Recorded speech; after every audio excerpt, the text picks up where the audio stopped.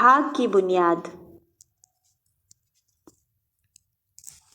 इस वीडियो में हम देखेंगे भाग की अवधारणाओं को अलग अलग तरह से दर्शाना और गुणा भाग तथ्य परिवार द्वारा गुणा और भाग की अवधारणाओं के बीच संबंध दर्शाना।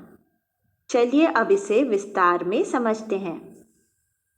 भाग क्या है, इस बात को कक्षा में अलग अलग प्रकार से दर्शाकर समझाना आवश्यक होता है। भाग को 3 प्रकार से दर्शाया जा सकता है। पहला, बार बार घटाव करके भाग करना। दूसरा, गिनती कूदकर भाग करना। तीसरा, बराबर इकाइयों वाले समूह में बांटना। चलिए अब इसे हम एक एक करके समझेंगे। सबसे पहले भाग है किसी संख्या को बार बार घटाने की प्रक्रिया। इस बार बार घटाव करने की प्रक्रिया को सरल बनाने के लिए भाग की संक्रिया का प्रयोग किया जाता है। उदाहरण के लिए 24 को हमने 3 से भाग करना है। 24 भाग 3। 24 माइनस 3 बराबर 21। एक बार घटाया। 21 माइनस 3 बराबर 18। 2 बार घटाया। 18 माइनस 3 बराबर 15। 3 बार घटाया। 15 माइनस 3 बराबर 12। 4 बार घटाया। 12 माइनस 3 बराबर 9। 5 बार घटाया। 9 माइनस 3 बराबर 6। 6 बार घटाया। 6 माइनस 3 बराबर 3। 7 बार घटाया। 3 माइनस 3 बराबर 0। 8 बार घटाया। तब तक घटाते जाएं जब तक 0 ना मिल जाए। भाग करने का ये तो बहुत लंबा तरीका हुआ ना। तो इसे हम कह सकते हैं कि 24 को हमने 8 बार घटाकर भाग किया, या 24 भाग 3 बराबर 8।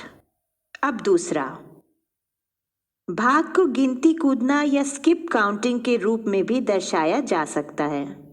यदि आप सैकड़ा चार्ट पर बच्चों को गिनती कूदना या स्किप काउंटिंग का अभ्यास करवाएंगे तो भाग की अवधारणा को ग्रहण करना उनके लिए सरल हो जाएगा। जैसे कि यहाँ पर दर्शाया गया है 25 भाग 5।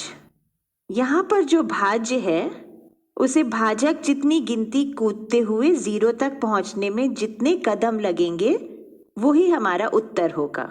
25 जो भाज्य है उससे 5 जो भाजक है उसकी गिनती यानी 5 की गिनती कूदते हुए 0 तक पहुँचना है। इस प्रकार से इस बात को ब्लैक बोर्ड पर नंबर लाइन द्वारा भी समझाया जा सकता है। ब्लैक बोर्ड पर नंबर लाइन बनाइए और उस पर 25 से यदि 5 की गिनती कूदते हुए 0 तक पहुंचा जाए तो कितने कदम लगेंगे?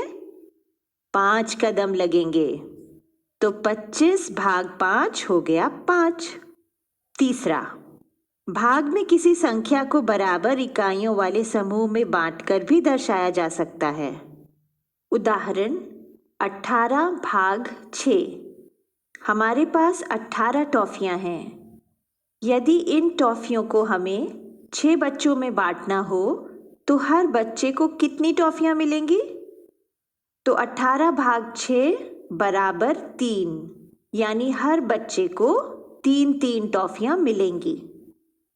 जिस प्रकार से जोड़ और घटाव एक ही परिवार के सदस्य हैं, उसी प्रकार से गुणा और भाग एक ही परिवार के सदस्य हैं। इनका आपस में संबंध बच्चों को सिखाना बहुत आवश्यक है। उदाहरण के लिए 7 गुना 8 बराबर 56 और 8 गुना 7 बराबर 56। अब 56 भाग 7 बराबर 8 और 56 भाग 8 बराबर 7। चलिए एक और उदाहरण से समझते हैं। 5 गुना 6 बराबर 30 और 6 गुना 5 बराबर 30। अब 30 भाग 6 बराबर 5 और 30 भाग 5 बराबर 6। सवाल हल करवाने से पहले यदि इन अवधारणाओं को हम इस प्रकार से समझा दें तो आगे चलकर इबारती प्रश्नों को समझने में आसानी होती है।